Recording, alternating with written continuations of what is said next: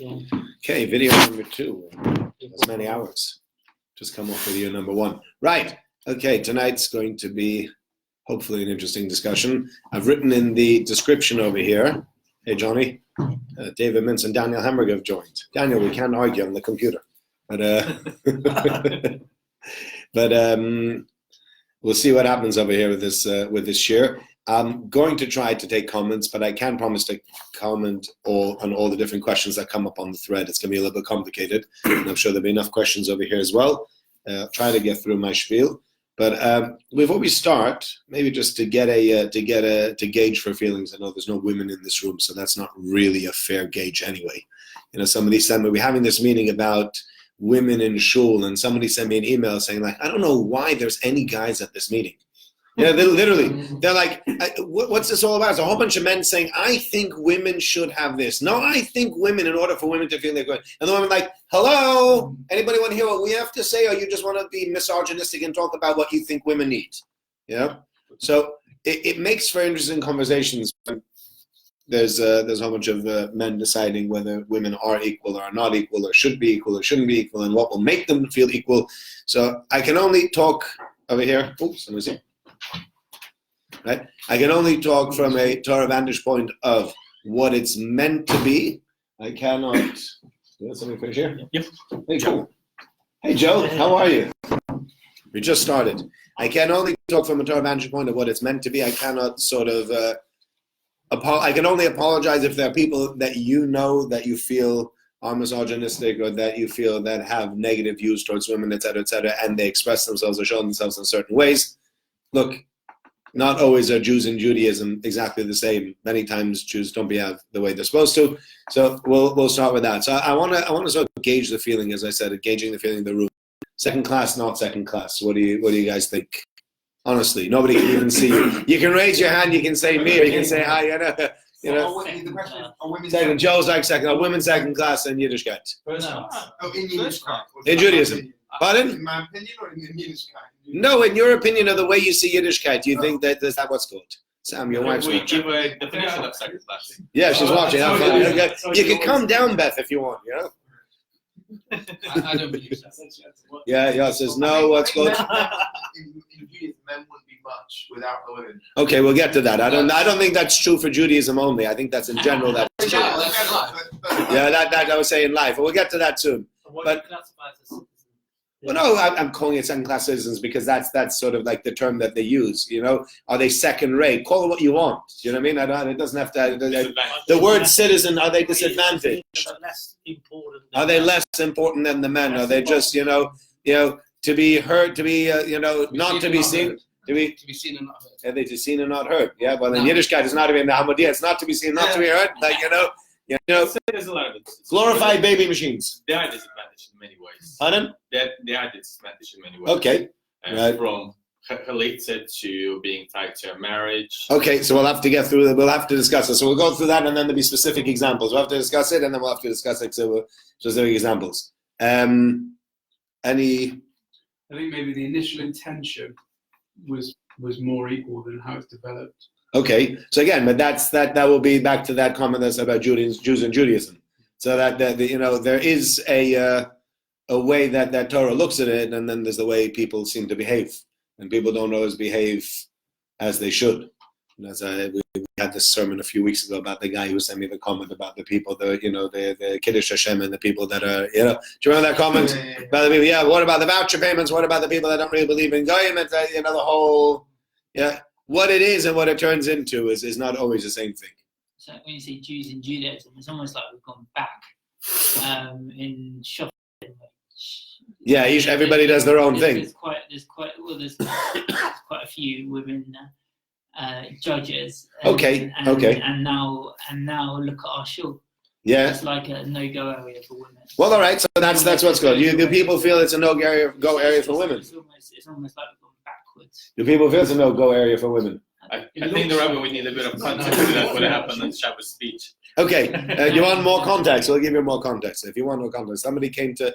So let's say I think that was the other thing. The people came over. They're like, where the heck did that speech come from? Like, I don't know what you guys are doing or what you're discussing, but you just stand up over there and lambast someone. And everyone's like, where are you coming from? Yeah. So basically, what seemed there was somebody that came forward that said that he felt that the women should come downstairs. It would make more sense. It would be better for the women if the women would half or any other way that you would. Yeah. This will do it. Like Pardon? this, right? Pardon? Like this, but sure. Right. Now, what I said at the time was, I personally have no issue with it. If the women want to come downstairs, they want to come downstairs, and I have no problem with bringing them downstairs. Because there's nowhere in halacha where it says women can be downstairs. Or Yerushalayim, right? Pretty from shul. Yeah. Yeah, but it's not about back or front. That's not the rule. You'd be okay with it. If the mechitza is good enough, why not? I just don't think you'll be happy with the mechitza that I put up. You know what I mean? Yeah. There's enough shuls where women can be on one side or the other. If the mechitza is that there's nowhere in the Torah that it says that that women have to be on top of men or behind men. Like, the halacha is there needs to be a good mechitza between the men and the women. The problem I said is, I don't know. There's a lot of women that like it upstairs, even though we need to improve the upstairs because the visibility upstairs is awful. I'll be the first to admit it's awful, but we need to improve that. But I'm gonna. Would that bring more women to shul? If you just look. So that was my question on Shabbos. Because if you look into where the majority of the women are as majority, and not say everybody, because otherwise I'm being shafted at home. Yes. But I mean, most of them are actually going to children's services. Okay, so that was part of what we discussed in the sermon also. As bringing people in from the children's service into the main shul. It was part of the discussion. But I said, bringing women downstairs when women don't feel empowered within the shul, I don't think it's going to give them power to sit downstairs. Personally, I also don't think it will. I don't think it will give meaning to somebody who doesn't understand what davening's all about. It doesn't really give meaning. It's like, pardon? So I think you need to go further. You would need to go further. The question is, where do you go further with it? Yeah. You never stop. Okay, so the stop will have to be wherever halacha says you have to, so we'll say for even if women come downstairs halachically, but you need to have a mechitza that's good enough. And the truth is, downstairs, see, when they're upstairs, they're in a different area. So, but when they're downstairs, the mechitza will have to be a lot more intense. They might see less downstairs with a good mechitza than upstairs without we'd have to. And even that, if you're going to, let's say, you're going to make one side of the show, you will put a mechitza up. Yes. I mean, mechitza is maybe going to be so dark, you sit at the far back, and you also can't see anything. Yeah, so what's the great gate? No, there's no gate. There's not much. Was this feedback from women, or was this a man deciding? No, this is a man who came. Women? No, this is a man who didn't decide on behalf of women. The man who came to me, he said he saw it in another shul in London. He thought it was amazing. He would like to bring it to our shul. I said, I don't think necessarily that the women in our shul want it, but let's ask. Let's ask. And then it turned into this whole discussion, which then turned into public meeting, which then sort of everybody jumped on the bandwagon and says, well, once we're discussing women's issues, let's discuss all the women's issues. So we can discuss the bas mitzvah, we can discuss women presence, and we discuss women sitting downstairs. Once, when you open up the Pandora's box, everything seems to come out. And then the discussion became about, that a lot of the things that we're talking about might give women a more active voice, but it's not really going to empower women. There's a difference between, bringing women downstairs. I don't think it's empowering. It might give them a better seat, but you've not really given them something concrete. Yeah, but then maybe that's all they want. Maybe they just want the best. Then you need to ask the women, Yeah. right? Then you need to ask the women. The interesting thing is many women I've spoken to, they want to sit upstairs. There are some women that want to sit downstairs. The question will be, but if you get a small, the thing is and this is part of the reason the letter was written the way it is, to reconfigure the shul for a handful of women who want to sit downstairs, and the cost and the health and safety issues that might come, because you're going to have to take one exit, and you're going to have to block that exit off for women. So then the men will have one exit less, and the health and safety. So it will become complicated. Pardon? No, it's not the main issue. The question will be, are there enough people that want to come down? Is this really something that, and then it sort of developed into it. It got this whole, movement. Pardon? Well, it turned into a bandwagon, or they got this kind of tailwind, whatever you want to call it, and it's become a bit of a movement. So that's where this meeting has come from. So then I decided, if we're having this together, I sent it to Michael as a topic, and that's how it came up. So I want to sort of I want to define terms, and I think it's important in discussing this is to define the terms and define them correctly, because if you don't define the terms correctly, then you'll end up with the wrong attitude, with the wrong view. Okay? So let me make it clear. If you are defining equality as in equal opportunities to do exactly the same thing, then Judaism is a misogynistic religion. You won't get away from that, right? Because even the open Orthodox minyanim that you'll go to, if you go to open Orthodox, somebody told me recently they went to open Orthodox minyan. Pardon? Partnership, yeah, partnership. So you got a partnership women minyan. So you have women will lead Sukkah de Zimra, which is great. And in that, I'm not all for it, but but it's great for them if they want to do that. But come to Yishtabach and come to Baruch Hu, guess what happens? Tag team, right? Or they don't tag, whatever. But the woman's gotta step down, and the guy gets up and says, "All right, you've done Sukkah de Zimra, well done. Now it's a man's turn. You're not a man. I am a man. I take over at Baruch Hu. I'll do Chazar Sashat. You want to take out the Sefer Torah? I'll hand it back to you because that doesn't need to be done by men. But the other bits that need to be done by men, you'll have to sit down and you'll have to let me do them." That comes across very patronizing. I get that. But the truth is, that's what it is. In the end of the day, if you want to work within the framework of orthodoxy, at one point or another, you're going to get to a point where women will not be allowed to do certain things, halachically. And if your definition of something that is or that isn't misogynistic or anti-women, or saying women are second class or second rate, is that women are given all the opportunities that men have, well, then we're just going to, we'll call it a spade, we can call it a night, and that'll be the end of it. Call a spade, call it a night, say yes, Judaism is not an equal opportunity religion, end of story. Right? Yeah, but why make it more restrictive than it is already? So that no. So what's that? No. So I need to wait. Let me go through everything and let me come back. I want to say that no matter, even if I go as lenient as you'll get, I'll still come up with differences. Do you agree with that? Oh yeah, that was my first point. Yeah. The religion is disadvantage to women. Question is why make it even more disadvantage? Right. Okay. So that's what's good. Disadvantage is the wrong word. Okay. So how would you define it? You can pull me some more when you're done. Yeah. So how would you define it? Different, not less. Okay. Why do you think it's not disadvantage? Okay. So let's discuss it. Okay. So let's discuss. How about we discuss it? Okay. So let's give it some examples. Let's give it some context. Let's discuss it, and then we can try to get somewhere with this. Okay. So now. We'll start with one more. There's one example. There's somebody once gave the following example, which I find is a great example. Like imagine if you were watching a cricket match, and somebody walks over and he says, "How much time's left in the game?" And you say, "There's still 15 overs to go."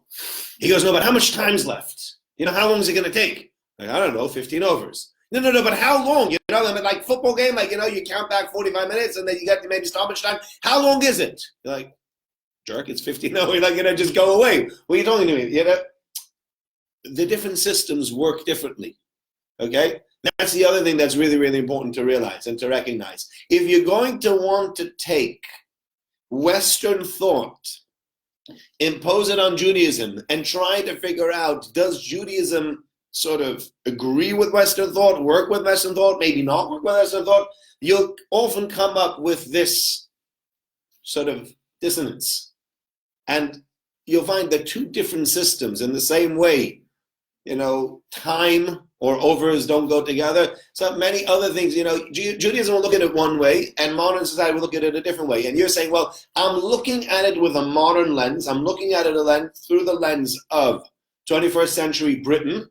And I want to know, does Judaism work with the lens of 21st century Britain? The answer will be no, because we look at it differently. We have a different way of evaluating these things. So you say, yeah, but through my lens, if I'm looking at through that lens, then it is misogynistic. Well, then again, I'll have to hold up my hands and say, well, then that's what it's going to be. I can't work my way around it. I can't sort of take another system, impose it on this system, and see if it makes sense, because it won't make sense. It's two separate systems.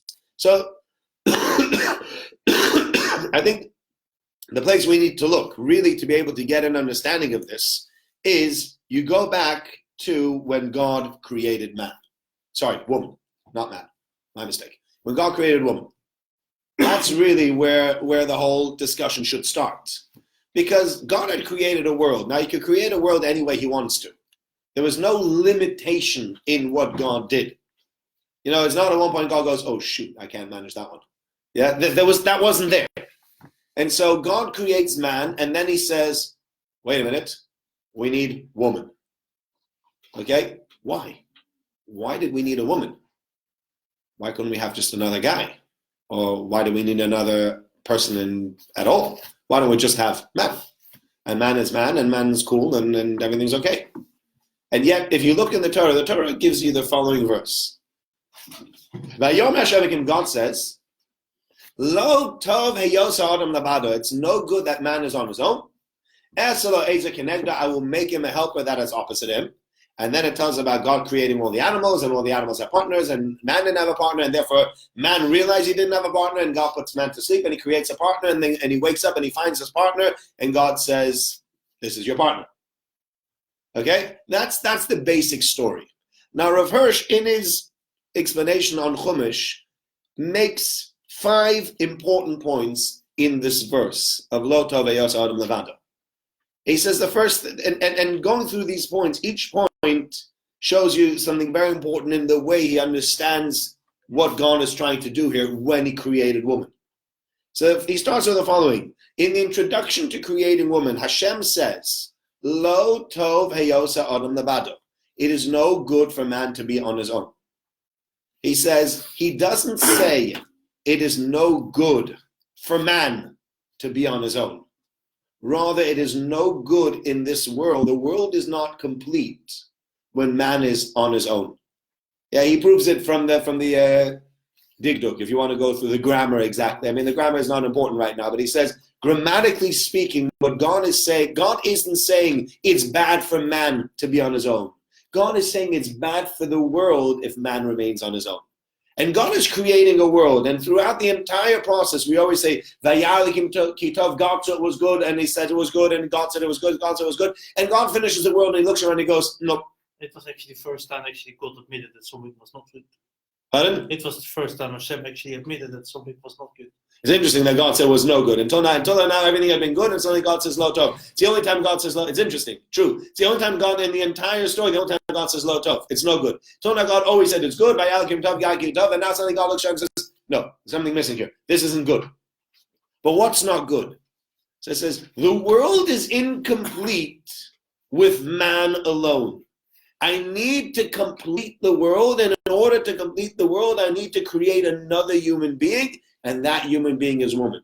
Okay? So that's the first thing to realize, is that God says that this world is not complete. Now, if we're creating some kind of slave, some kind of servant, like why is the world incomplete? God can create many slaves. This is not. So the first thing to understand is that God is saying a world without women is a bad world. We need women in this world. Without them, the world is not complete. Okay? That's number 1. Number 2, God looks at man and he says, you got a lot of stuff to do, and you will just not manage this on your own. And I need to give you someone that's going to help you get through this, because on your own, you're just going to really screw this up. Literally. I have to make him a helper. If I said to you, let me help you, why would I offer to help you? Usually, in general, I offer to help you when I feel that you, for whatever reason, don't have the wherewithal to do it yourself. So God's looking at man and saying, man, I need to create somebody to help you. Well, obviously, God feels man can't do it on his own, because if he could, God doesn't need to create a helper. Then God could look at man and says, yeah, it'll be rough, but you'll manage. God says, no, I'm not leading you in the rough. You need somebody that's going to get you out of this. Eslo Ezer can make you a helper. That's number 2. Number 3, says Rav Hirsch. I mean, he doesn't make the points the way I'm making. I'm making the points that this is what he says. He just writes one paragraph, and I'm pulling out the different points. Number 3, also very important. How are we defining woman over here in this definition of why God is creating this woman? God doesn't say, wow, man, you'll be really, really bored, and you'll get really, really sort of frustrated. So let me create you a sexual partner that somewhere where you can go without frustration. That's not what God said. God says, it's no good for man to be on his own. I will make him a helper. The fact that she will also be there for him as his partner physically is not the defining characteristic of this woman. We are not defining her now as his baby machine.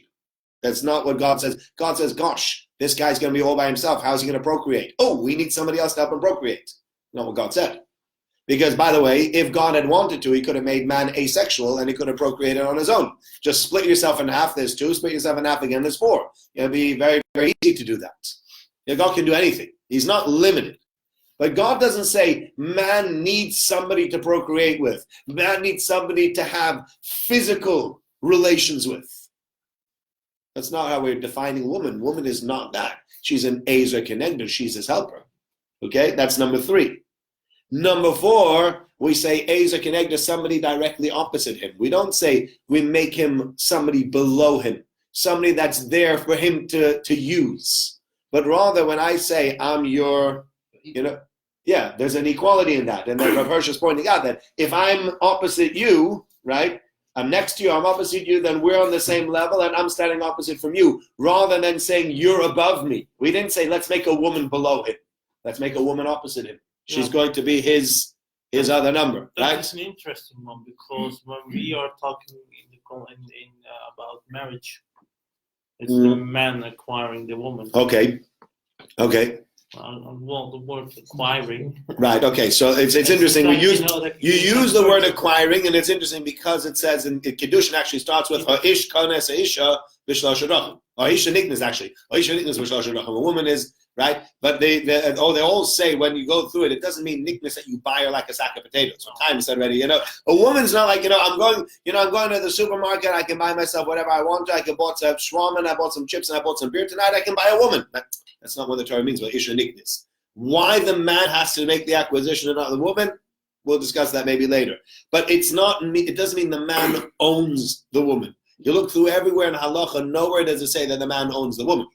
And the woman has rights within the marriage that are there to protect her as opposed to there to bring her down.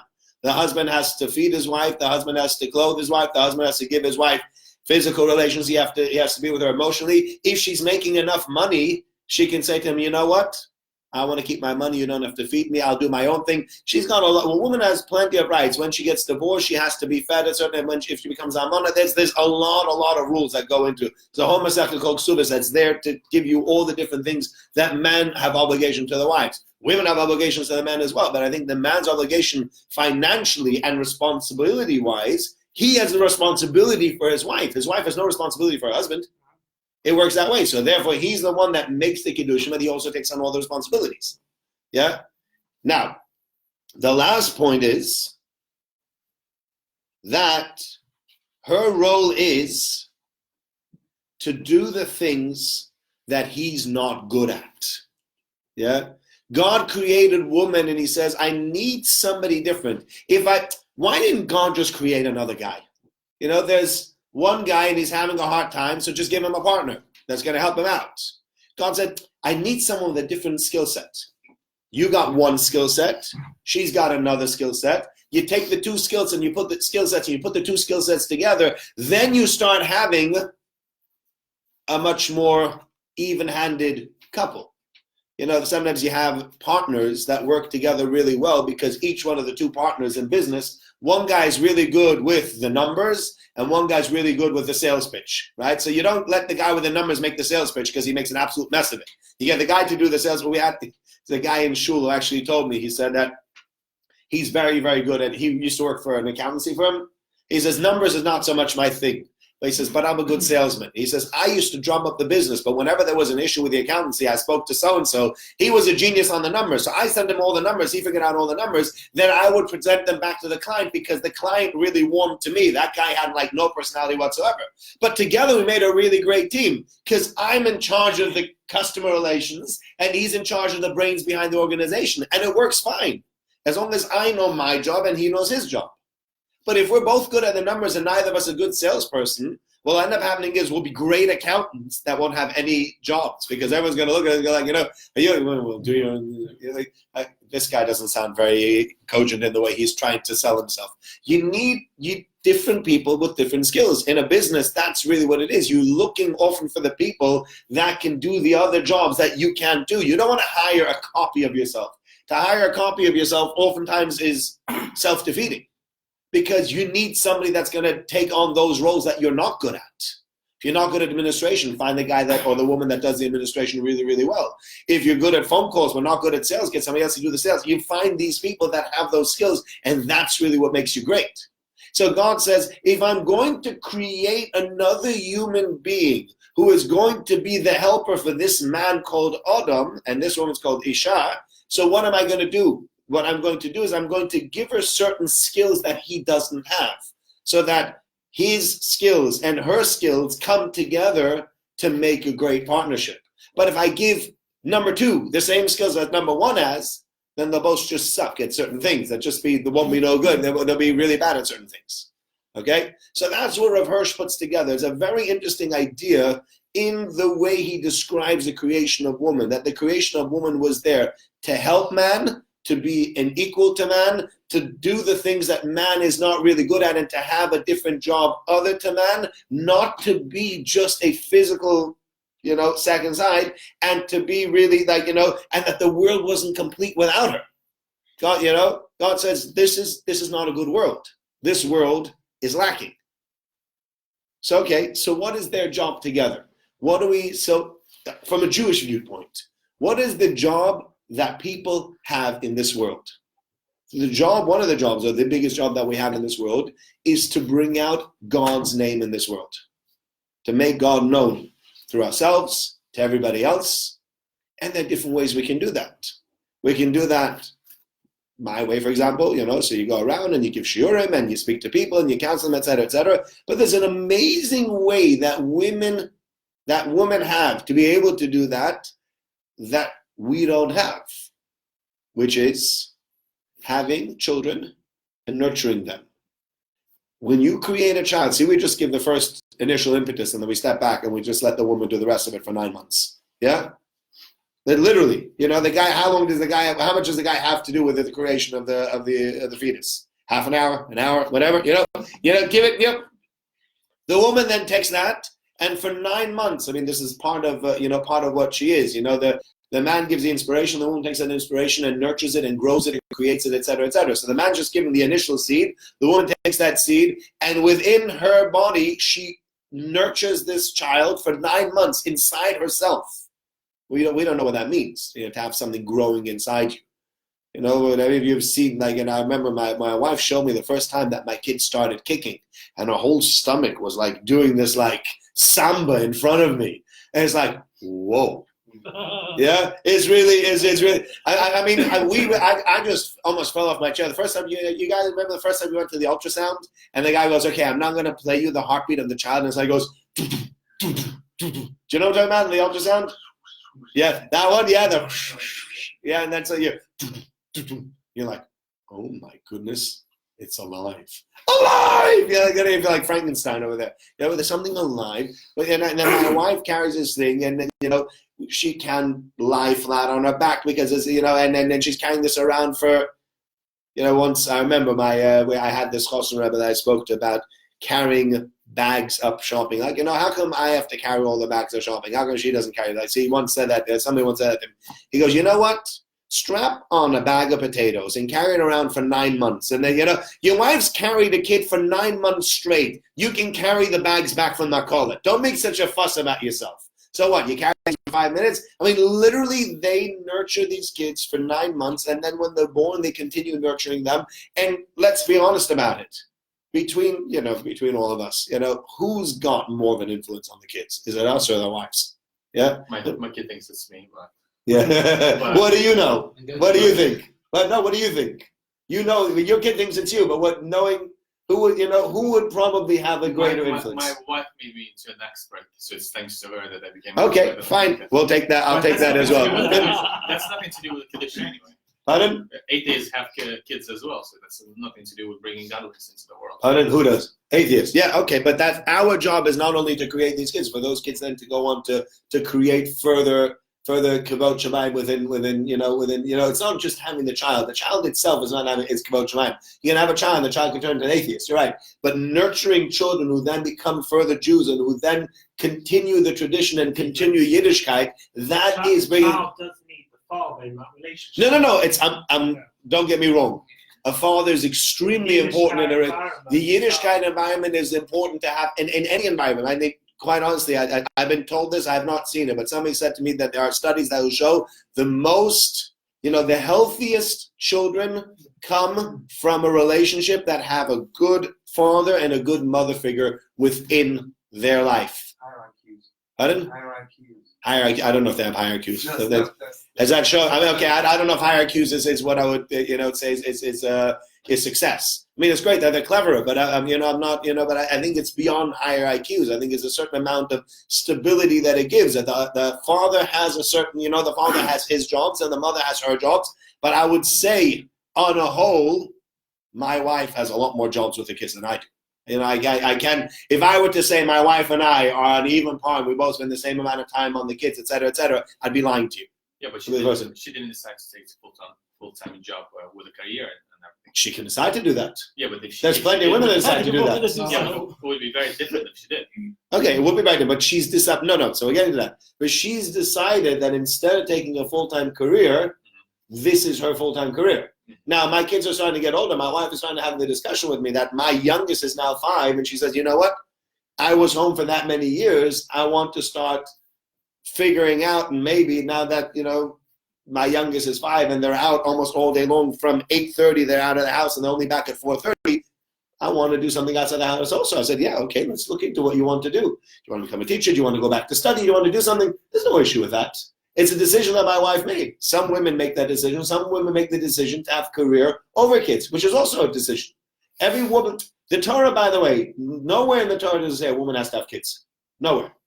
The mitzvah in the Torah is Pruvu for men. Women don't have that mitzvah.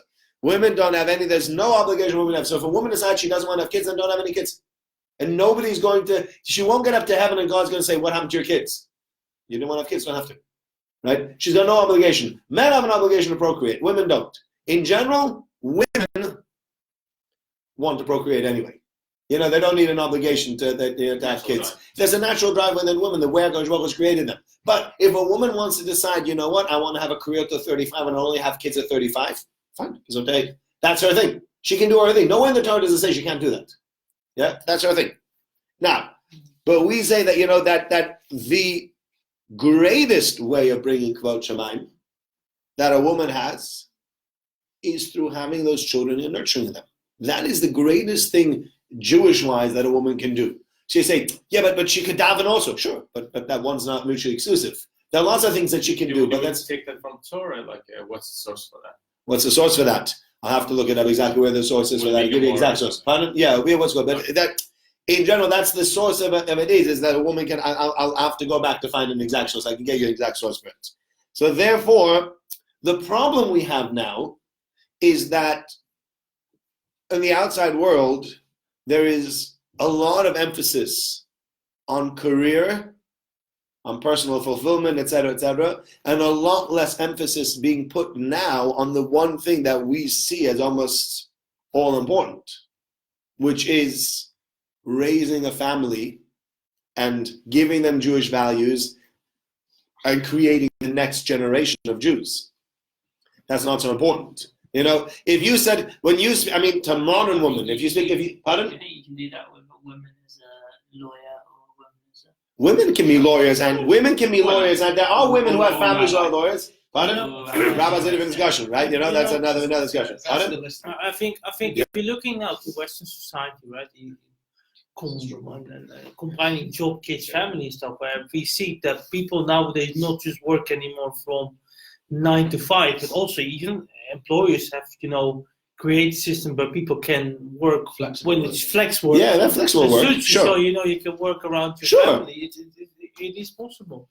When you look at all this is possible, and nowhere in the Torah does it say a woman can't have a job. But where does it say a woman can't have a job? Nowhere does it say a woman can't have a job. Many women have jobs. When you look up at Gemara, also, can you look up? Does it have to be actually the mother of the kid, or my nursery is LA Kitty Care is full of Jewish women who look after my son, and he much more prefers nursery than his parents. I hope not. I hope not. If we I'm sure that's not true. If we left him here, you would not notice that. Don't pick him up. You know what? Let's wait and see when that happens. I'm not sure. Yeah.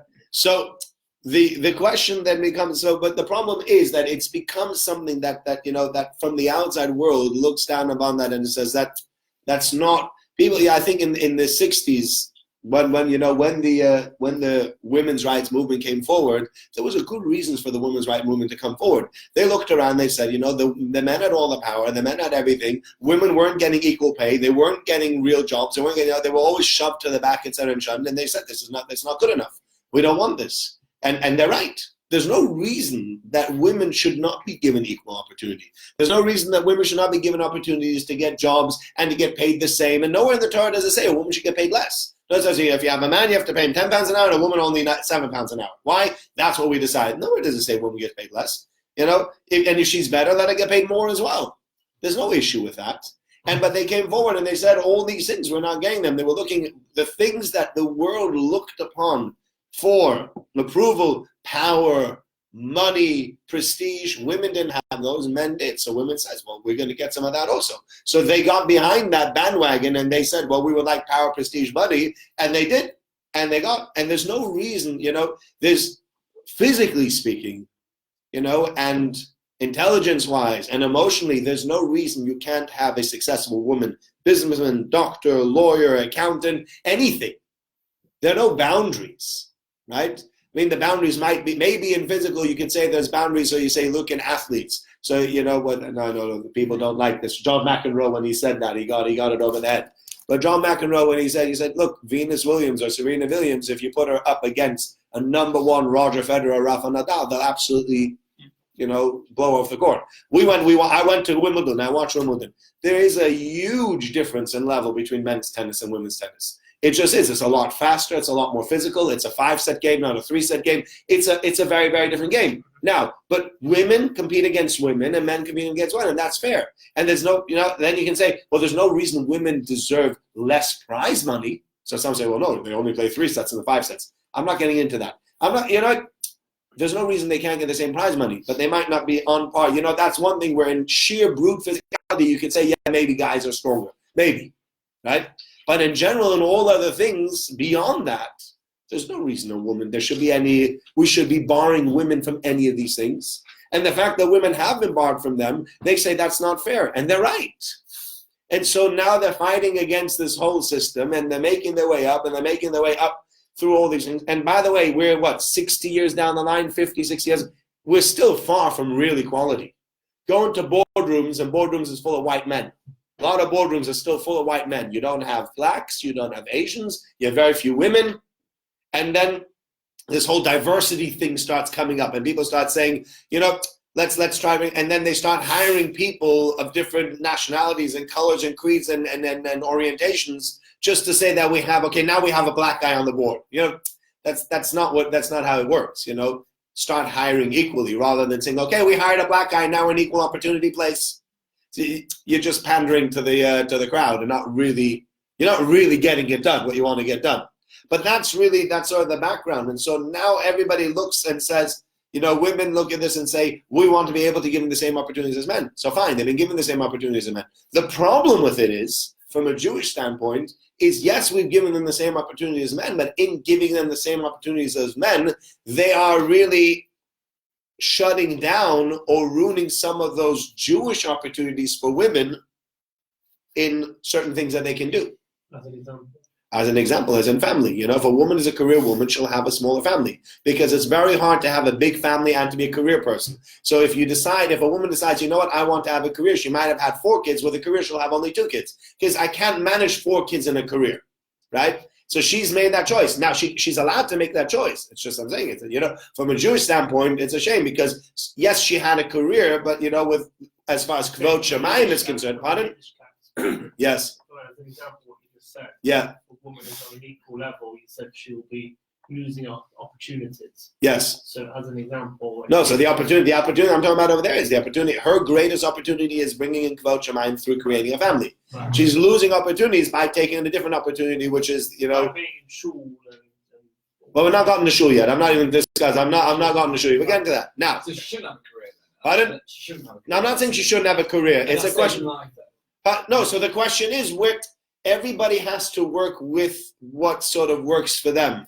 The question is, when you start saying, well, I can choose a career or a family, many times when you get to that question, Yeah, well, not all careers are going to be at the expense of a family. You can say, you can say early on in my career, I will have a lesser involved career. And then when I hit 35 and I stop having kids, I can become a real career woman. And that's fine, I think the truth is also, if you really want, this is part of what's going on in corporate UK. There's a real issue that women don't advance as quickly as men do because halfway through the career, if they have a baby, they lose 2 years, whereas guys keep on working and women lose 2 years. And every time they have a child, they're losing 2 years. So they might even be better off saying, you know what, I'll start my career at 35, but I got no breaks in between. Rather than I start my career at 25, but at 30 I have a baby, and then I slip back. It's now much harder to do because at the end, the women also now go to university. They got student debt as well, student loans that need to be paid off. So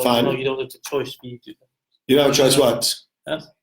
To put your career off. Because no, I think as I understand it, with student loans, if you don't earn anything, you don't have to pay anything. Yeah, You have to, yeah, that's right. So so if you're earning below a certain threshold, a woman can still have a career, earn below a certain threshold, not have to pay any of her loans, and then let her career really start in earnest. You'll be very lucky to make so much money that you pay off the whole loans. Well, you'll be very lucky in general. It's in very general. Good, yeah, okay. They've made it very hard to.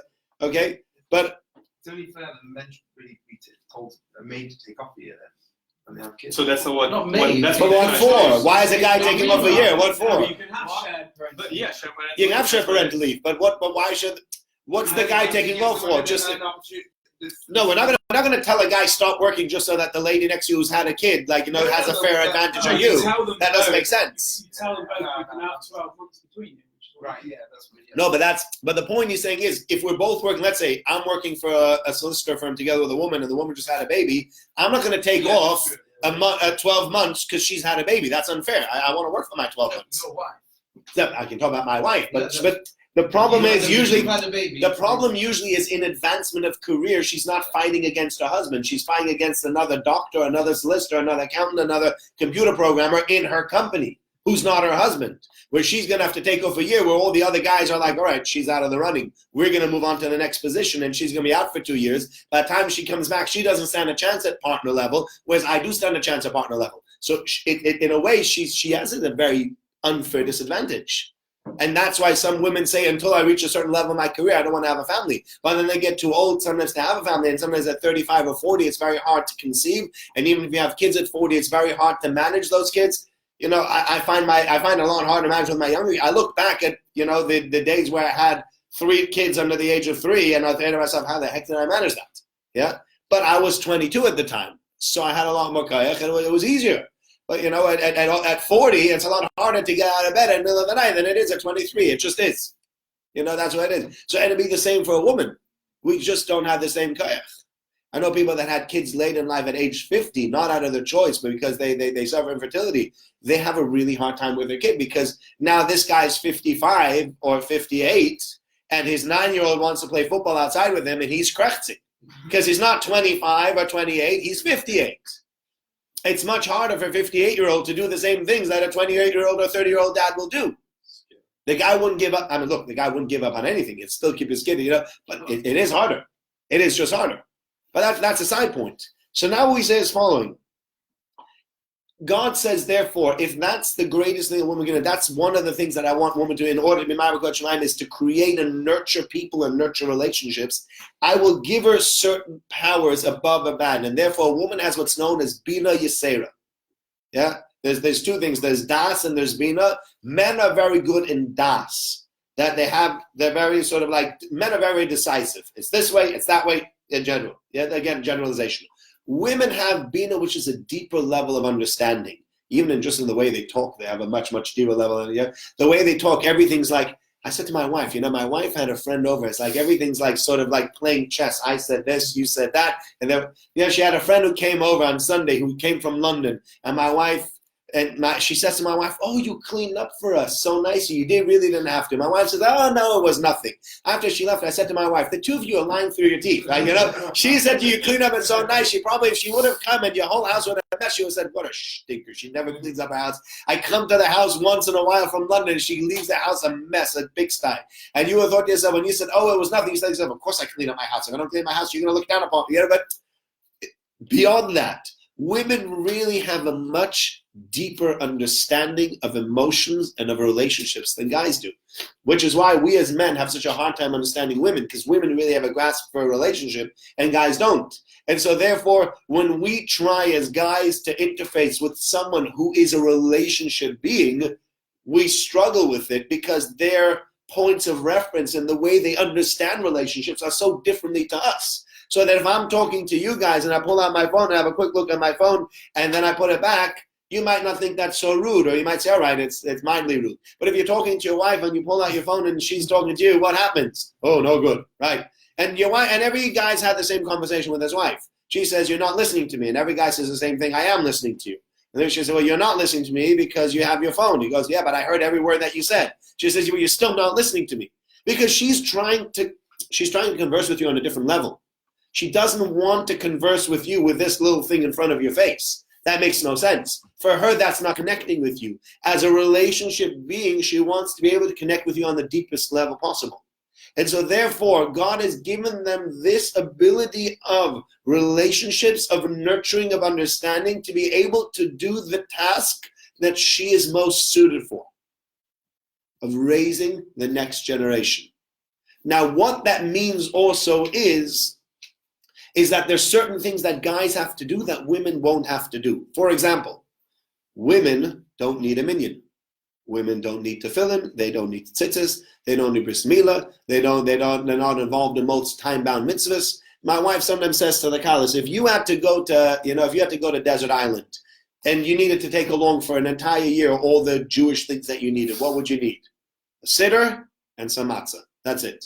If your husband had to go to Desert Island, what was he taking? Well, he'll take along his gemaras, and he'll take along his tefillin, and he has to take along his siddur, and he has to take along a lulav and esrog, and he's got to take along a sukkah, and he's got to, the guy's traveling with a whole container, whereas a woman came with a little bag. Pardon? Feels almost like the difference between the Jews and the non-Jews on the plane. You ever seen the non-Jews on the plane? They travel with like 3 pairs of boxers, and that's it. That's good enough for 2 weeks. Jews are going for a 2-day trip. They take a whole suitcase. So guys you need so much. Guys need all this paraphernalia. Why do guys need all this paraphernalia and women don't?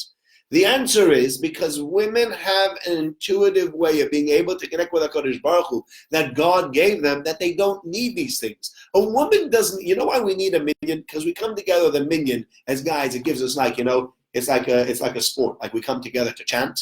It helps us to really get into things. My wife can daven better and with more emotion in our dining room than I will ever daven at the best minyan that I've ever been to. Because she's got that relationship thing going on inside her that gives her a connection to God that's different to my connection as well. A much deeper, much more meaningful connection, so that... what happened now? What happened? Okay, Google. Did I okay Google you? It's a davening connection. Davening connection, right? Yeah. Yeah. I wish that women are on a higher level. There is in that way. I really feel that women should be rabbis and dayanim because they are on such a high. Okay, so that comes to we'll come back to that discussion soon. We'll come back to the discussion soon. Let's not go away. Right. Okay, so now the thing is that women's power is that connection, right? Women's greatest power is that connection that they have, and therefore they're on a higher level as far as that connection is concerned. They don't need all. See, to say to a woman, for a woman to say, "I can also put on tefillin," you know what that's saying?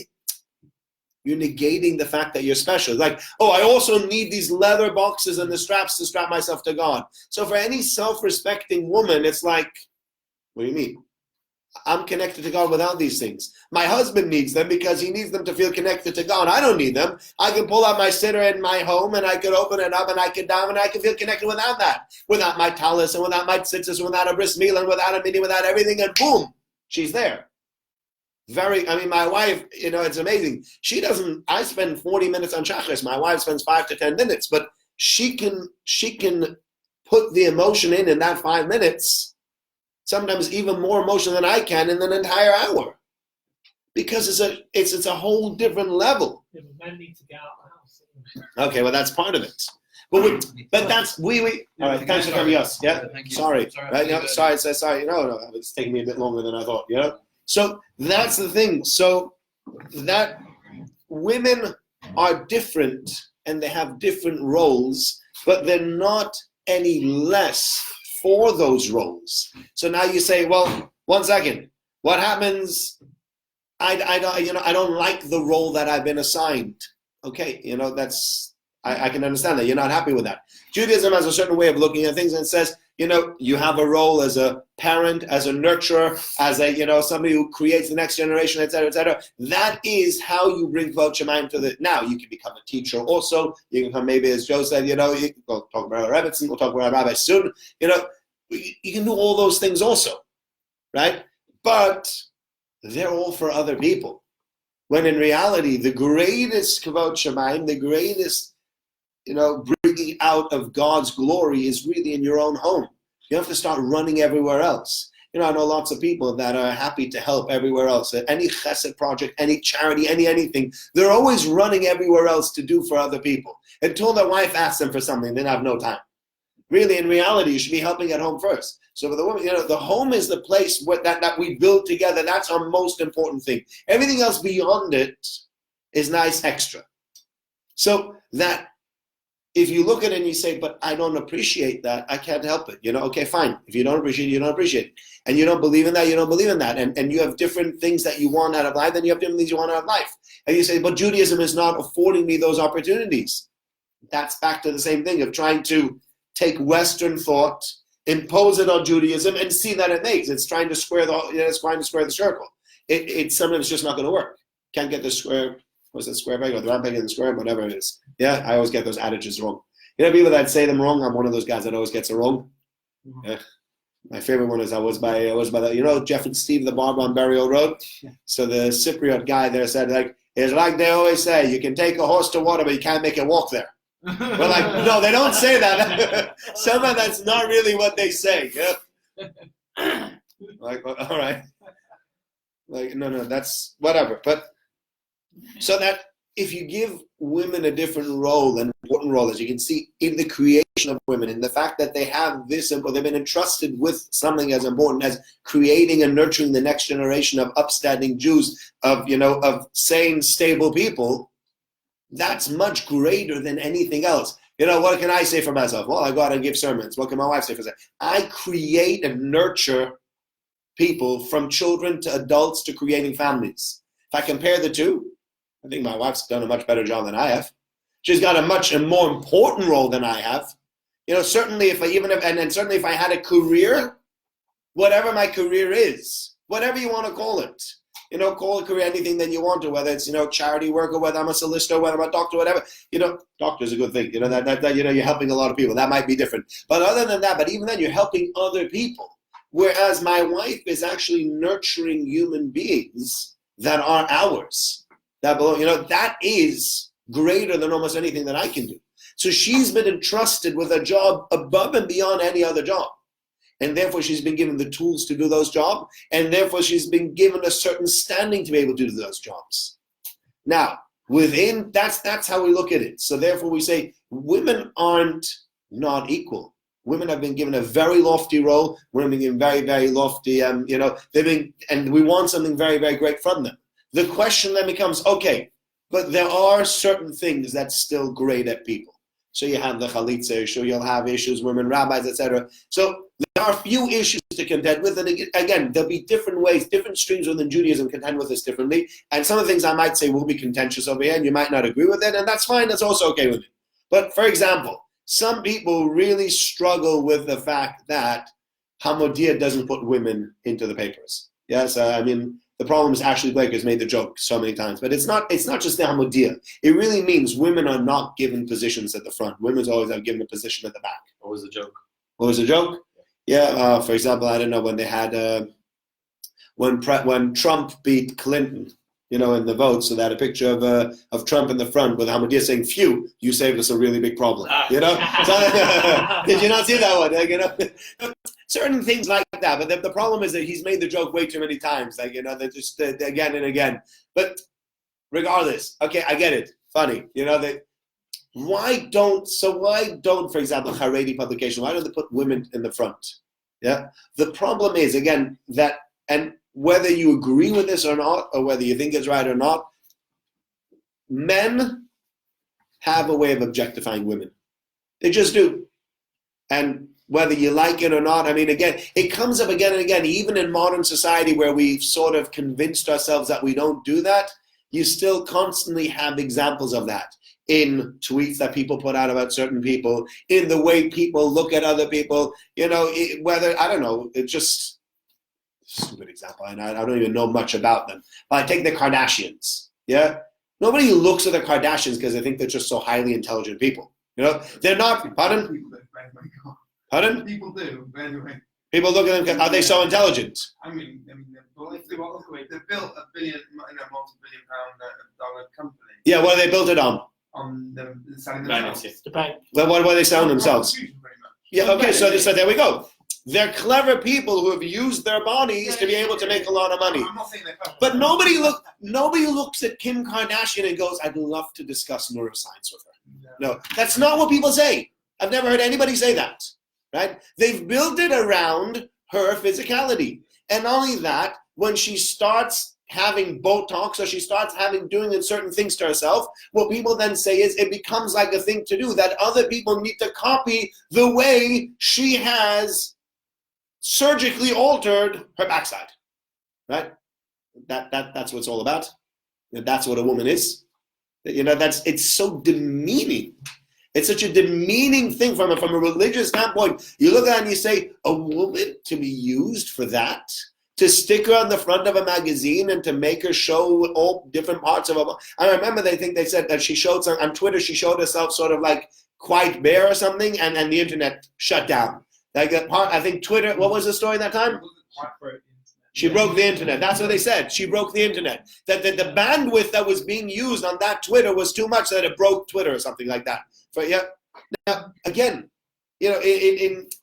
in the outside world, they might look at it and go, wow, look how much people look up to this woman. And we say, Nebuch, that's what you've become? That's what you're all about? Your physicality?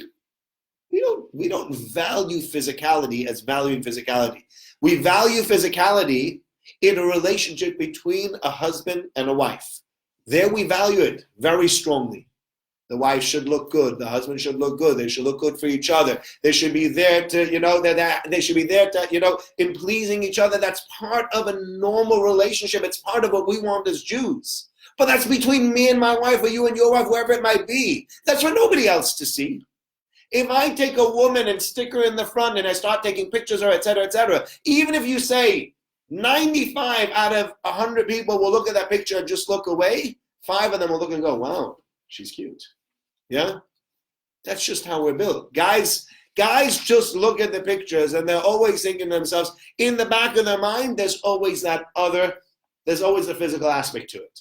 And any guy who tells you that there's nothing, I can look at any woman in the world and nothing physically will ever arouse me, then either you're screwed up in your head, See a doctor. and you need to see a doctor about that. Yeah, go speak to Joe. You know what I mean? He's a doctor. Sorry, no, not that you can help with these things. I'm not pointing you specifically. You're the only doctor in the room. It's not like that's your department.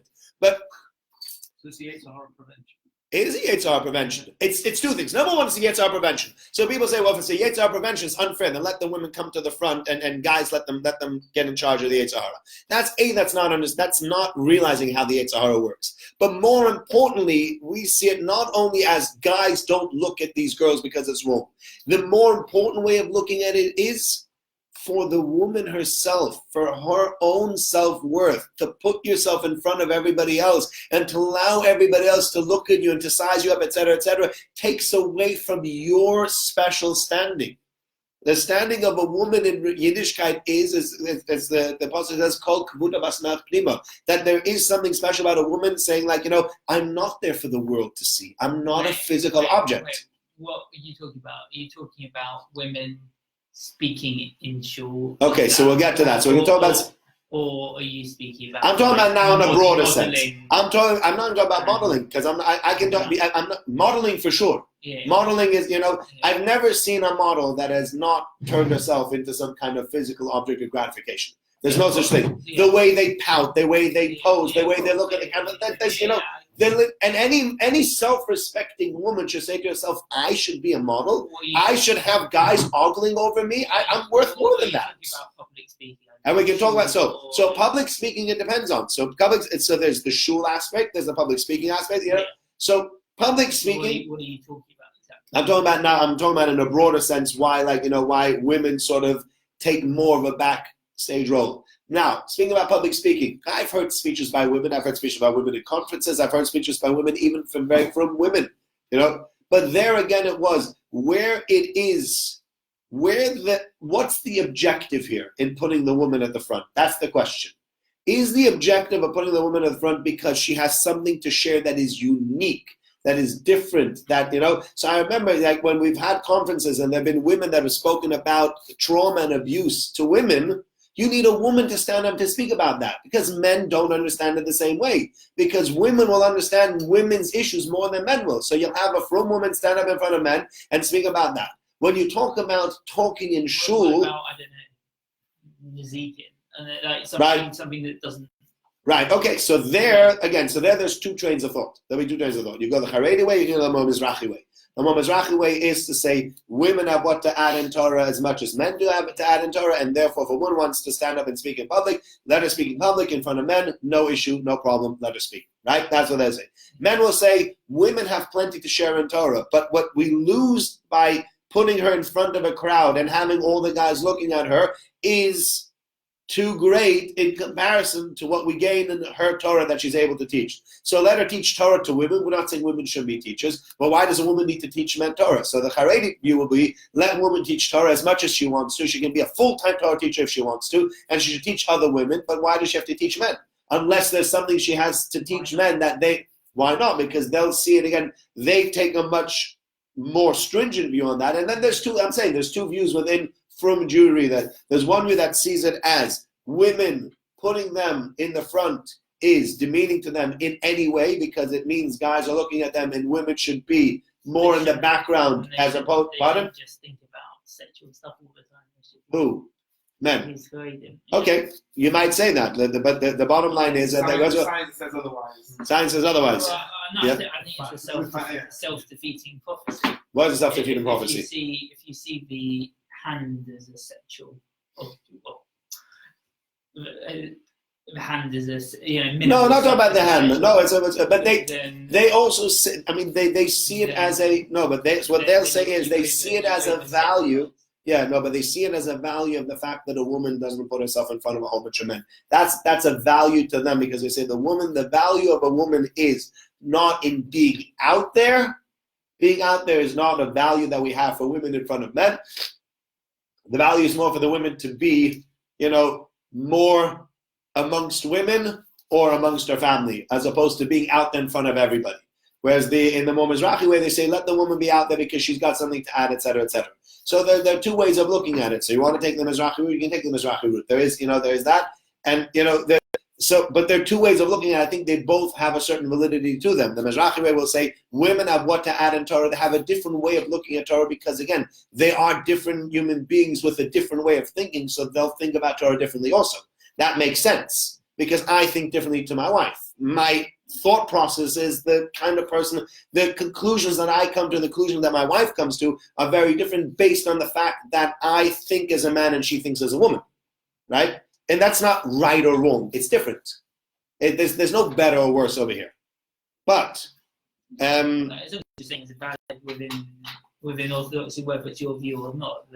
Right. So I'm saying there are two views within Orthodoxy about this. There's the more Mizrahi view of within Orthodoxy, and then the more Haredi view within the Orthodoxy. That's what I'm saying. The more Mizrahi view says exactly what you said. Stop objectifying women. Women have what to share. Women what have to offer. Stick them in front of the men and let them give shiurim, and they have just as much to offer as the men, and sometimes even more. I've heard some women speakers that say a lot better things than men do. And by the Haredim will say the reason women don't speak in front of men is not because they have nothing to share. It's not because we think women are stupid. If they stand up, they'll have nothing of intelligence to share. We just feel that protecting the integrity of what Haredim see as a woman and her job and her qualities is more important than anything that I can gain from the Torah that I can hear from her. Right? So that's the two ways of looking at it.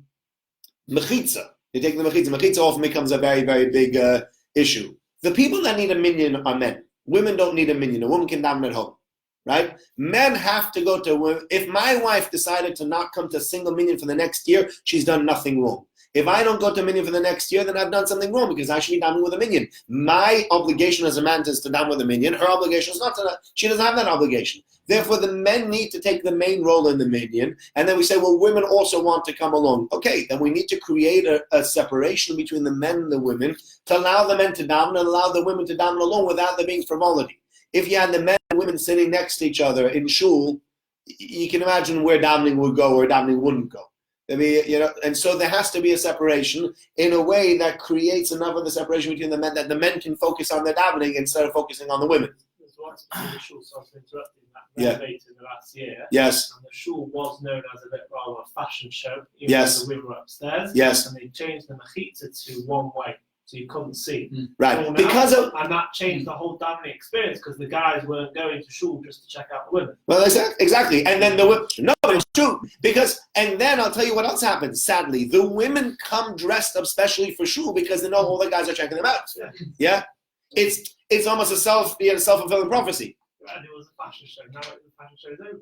Yeah, okay, but you know what? But a shul isn't a fashion show, No, and you know what? And at the kiddush you can still get to see enough things, but but the shul, the actual room where you're davening, that's not what it's for. So great things they say, but why should a woman sit behind the mechitza? Because the reason a woman sits behind the mechitza is because the men really need to daven with the minyan, the women don't. So in order to enable the women to be allowed to go along with the davening, we need to create a situation where the women can daven along without disturbing what we really need. To bring the women in and ruin the davening for the men is throwing the baby out with the bathwater. We need a service for men. We don't need a service for women. Women can daven on their own.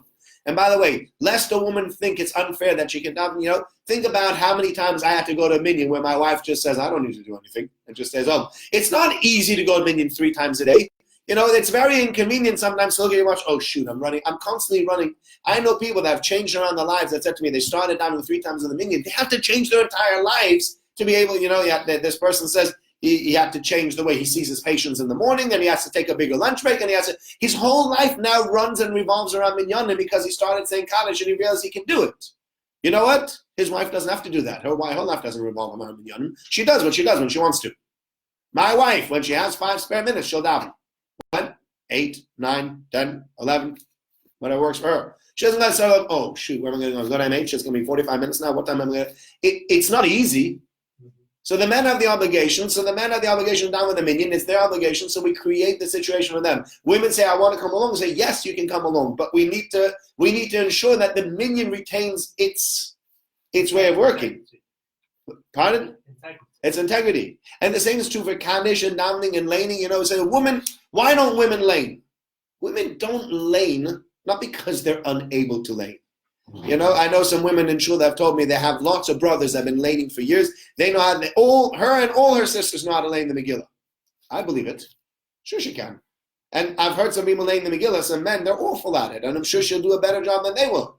It's not about ability, right? But to say that we put a woman in front of the shul so she can say Kaddish, then you're losing sight of what we want.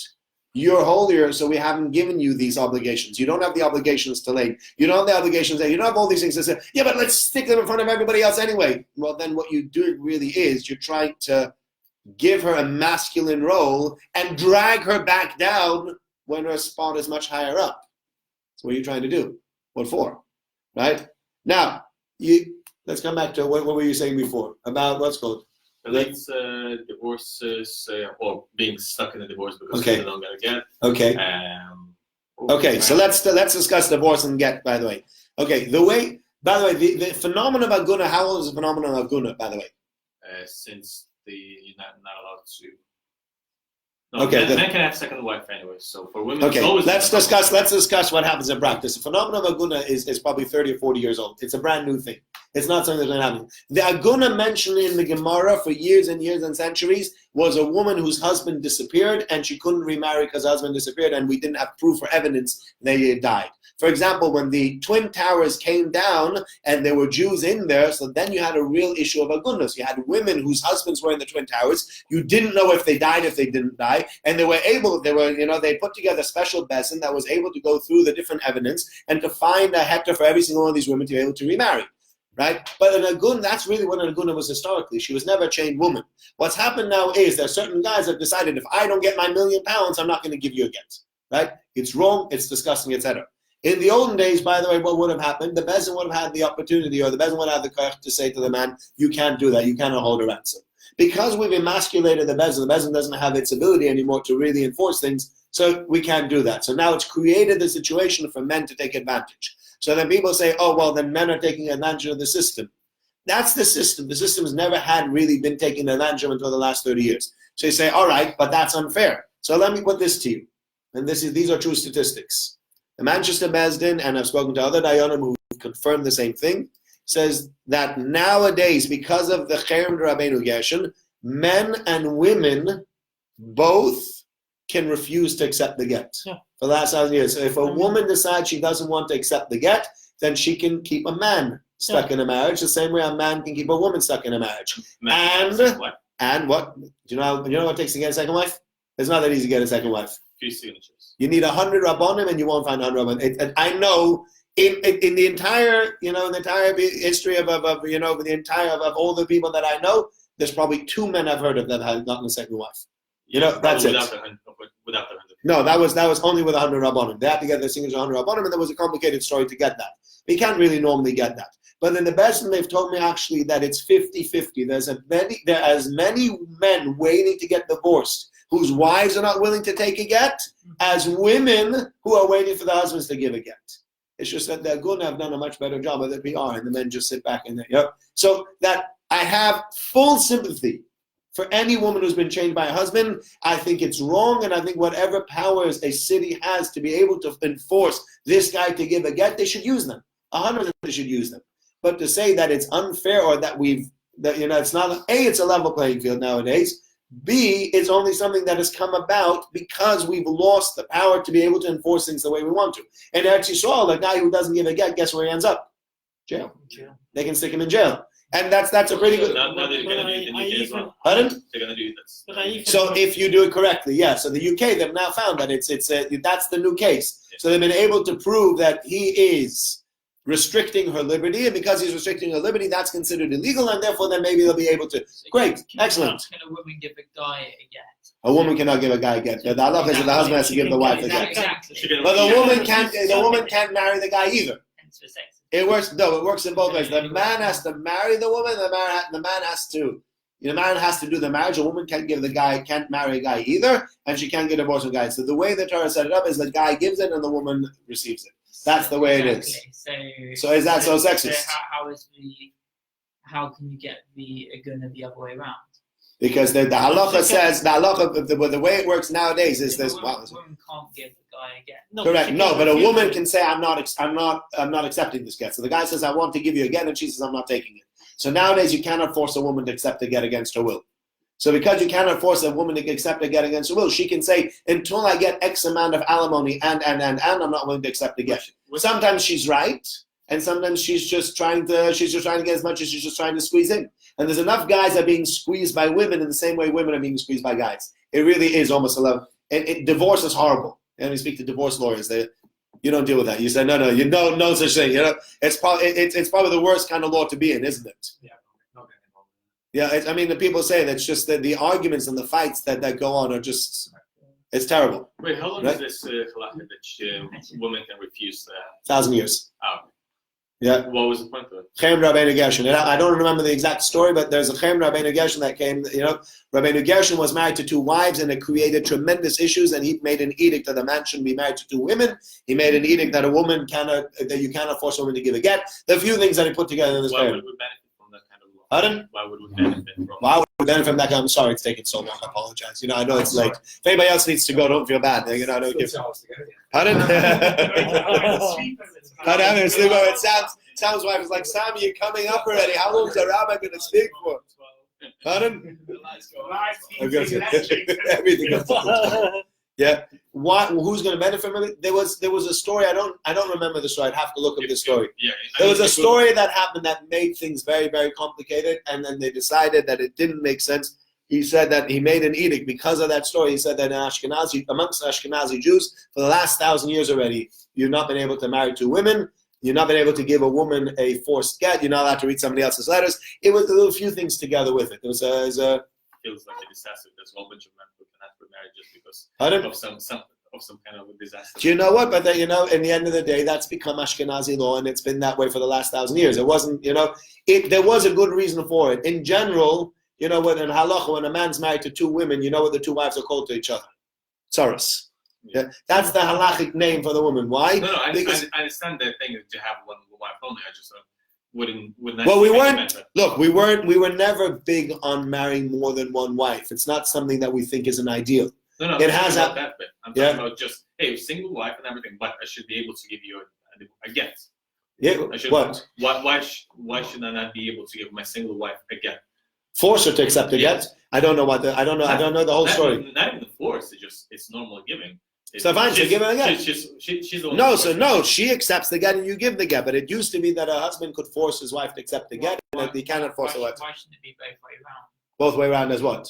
Women and men both should be able to get the book. That would be. Well, so the Torah puts strike me as cowardly. Right. Okay. So the Torah puts it. The Torah puts in a certain way that the husband creates the bond and the husband severs the bond. The husband can't create the bond without the woman wanting it. You can't just walk over a woman and give her money and say, "I ran a good exercise." She's like, "What the hell was that?" You know what I mean? You can't just walk around marrying women left, right, and center. Hey, you got 2 Adam? Yeah, come on, guys. Okay, I ran a good exercise. You're my wife now. You're my wife now. You're my wife now. You go around that doesn't work. Yeah, that's the way that there's this kiikach ish ish. The Torah says when a man takes a woman, so therefore the Torah set it up that the man takes a wife. Why? In general, it is because men find it very hard to accept responsibility and take responsibility. When you have guys going out with girls, usually it's the girl that's ready after like a certain amount of time to get married, and the guys push it off and push it off and push it off until like 5 years later she's like, "All right, I'll dump you if you don't marry me." Yeah. Why? Because guys we just don't want to take responsibility. We'd rather have this for guys, we'd love this kind of arrangement where both of us can come in whenever we want to, because guys would go in and out, as much as they wanted to. We create a situation where the guy has to start taking responsibility. He has to say, "No, I am marrying you." We put the onus on the man to do this. It is our way of obligating the man, of making him accept responsibility. That's what the Torah wants us to do. Can it backfire in a way that a woman, in a normal situation, are you really that bothered that he gave her the ring and she didn't give him the ring? Is that really so misogynistic? Not really. That's the way Torah set it up. And if he gives her the get, if he agrees and she agrees, there's nothing wrong either. So the only problem is when they start misbehaving. All right, when they start misbehaving, sometimes you'll have problems. That's true. But the problems now go both ways. So it's not really that there's not that parity there. Anyway, it's getting really late. I feel bad if anybody has any specific other questions, I'm happy to take them. Otherwise, maybe we'll turn off the thing. You can ask the questions privately, and I feel bad. I thought the get thing was bad, that you just made it even worse. Why? Because now I know that it's unfair to the women, but also to in make which it way? work. The fact that the man can refuse a get, and it was. What do you mean, man can refuse the get? The woman can refuse the get also. But that's rabbinical. Why would they even institute something like this? Why did they institute it? How many people are now in the world? How many men in the world are now who cannot get remarried because women will not? So the Bezdin tells me it's 50-50. No, but okay, but that's in all the cases they've seen it's 50-50. That's self-inflicted. One is Torah thing, another one is self-inflicted. But no, because the Torah thing that the husband because if the husband decided he wouldn't give his wife a get and she deserves a get, then we could have invoked the power of Bezdin to really give her the get if she deserves a get. We just can't invoke the power of Bezdin anymore because we've. Okay, so that's Torah thing. But that's Torah thing. Right, okay. Yeah. So from a Torah thing, the Bezdin will be able to help him. So you say, yeah, but rabbinically there's no Bezdin. So rabbinically now we have this edict anyway that allows the woman to do the same thing to the man that the man can do to the woman. Which is atrocious in itself. Maybe just because you haven't told me a reason. No, because halachically speaking, for a get to be valid, both sides need to agree to accept the get. He needs to agree to give the get out of his free will, and she needs to be willing to accept the get out of her own free will. If either of those two things are missing, then the get's no good. But the only reason she wouldn't accept it is probably out of spite. Yeah. Or mental condition or something. No, out of spite. It could be medical condition. It could be out of spite. But there's enough spiteful women out there like there are spiteful men out there. That would benefit anyone. What? imposing such a halakha that hey, women. No, the thing is that the way it benefits is that you cannot force somebody out of a marriage. That's you cannot the man can't force. Default. Pardon? If we're saying like, hey, we're trying to live a Torah life, so default is a man comes to his wife and say like, listen, I had enough. I want to get out of this. That was story. It's such a thing. Right. And somebody comes in and says, oh, actually no, let's give women this right to spite their husbands, Right. husbands, and not let them out of marriage. Well, I think it's better that a husband should be able. Might be. It might not work. No, but man, I would also say that I would rather be in a relationship where both of us had that ability to put the brakes on it. Imagine a relationship where your wife could walk in one day and just say, goodbye, Elvis. Would you want it just demand? You don't want to be in a relationship where you can demand. You really want that where if we're getting divorced, I want to get divorced from you, you want to get divorced from me. Or we'll work it out. It's a much better system than just being able to walk over to you and say goodbye. No, I would prefer that. Two evils don't cancel each other out. If anything, we had Yeah, one evil and you just it's a new evil. You need a system. So how are you going to do it?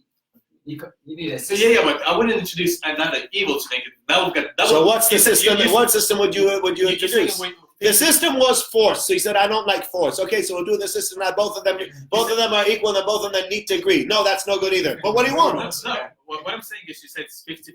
So Yes. what you had 500 women, now it's 500 men. So you doubled the problem. You haven't reduced the problem. You just doubled it. Well, yes and no, because in the end of the day, we've given women the right also that she can't So be you doubled the divorced. problem. No, but she can't be divorced against her will. It might not be double the problem because you have some men. You can, but on the other hand, what you've given is you've given women the power that you cannot just kick them out. Yeah. I think that's a much greater power to be given.